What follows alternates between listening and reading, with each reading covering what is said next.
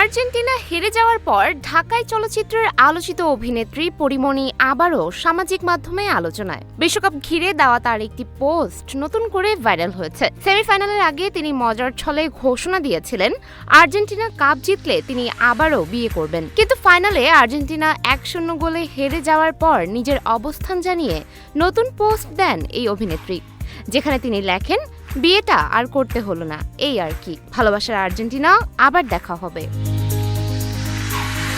এই পোস্ট ঘিরেই শুরু হয় নেটিজেনদের নানা প্রতিক্রিয়া। পরবর্তীতে গণমাধ্যমকে দেওয়া প্রতিক্রিয়ায় পরীমণি জানান, বিষয়টি তিনি মজার ছলেই বলেছিলেন, তবে সেটি নিয়ে বেশ অস্বস্তিতে পড়েছেন তিনি।